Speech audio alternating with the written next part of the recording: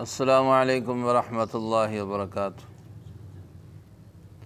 قرآن کریم میں اللہ پاک نے حرام مال کمانے والوں پر لعنت کی ہے، خاص طور پر یہودیوں پر،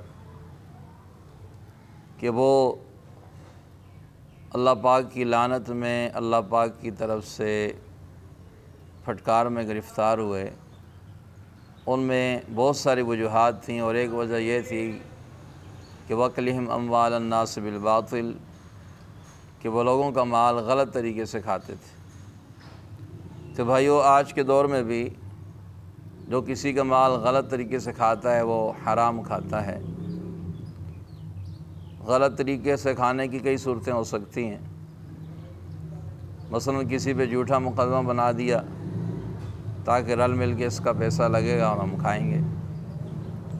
کسی کو نوکری کا جھانسا دے کر اس سے پیسے بٹور لیے کہ میں آپ کی نوکری دلوا دوں گا، کہ کسی مجبور آدمی کا کوئی کام کہیں اٹکا ہوا ہے، پھنسا ہوا ہے، اور وہ مجبور ہے، اس کی ضرورت ہے، اس کی مجبوری ہے، لیکن اس سے پیسے بٹورنا، پیسے اسے حاصل کرنا کہ بھئی اس کی مجبوری ہے، ایسے پیسے لے لو، پھر اس نے کب دینے۔ کوئی بھی طریقہ اختیار کیا جائے، کوئی بھی ذریعہ استعمال کیا جائے جس کی وجہ سے کسی کا مال ہمارے ہاتھ آ جائے اور ہم اسے ہڑپ کر جائیں، وہ سارے طریقے حرام ہیں، ناجائز ہیں۔ تو اللہ پاک سے دعا کیا کریں، اللہ ہمیں حلال کمانے کی، حلال کھانے کی، حلال کھلانے کی توفیق عطا فرمائے۔ دوسری بات یہ ذہن میں رکھیں کہ اللہ پاک نے رزق حلال میں برکت رکھی ہے، اگرچہ وہ تھوڑا ہوتا ہے، اور حرام اس میں برکت نہیں ہوتی، اس میں خیر نہیں ہوتی، اگرچہ وہ زیادہ بھی نظر آئے مقدار میں۔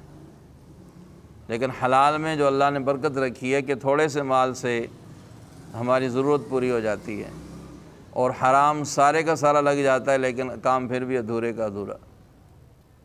تو یہ ہمیشہ ذہن میں رکھیں، حلال ہمیشہ تھوڑا ہی ہوتا ہے، حرام زیادہ ہوتا ہے لیکن اس میں برکت نہیں ہوتی۔ حلال تھوڑا ہوتا ہے، اس میں برکت بڑی ہوتی ہے۔ ہمارے شہر چیچا وطنی کے ایک بزرگ حضرت مولانا عبدالعزیز رائے پوری رحمۃ اللہ علیہ، تو آپ کے پاس ایک شخص آیا اور کہنے لگا، حضرت دعا کریں اللہ مجھے رزق حلال دے اور بہت سارا دے، رزق حلال دے اور بہت سارا دے۔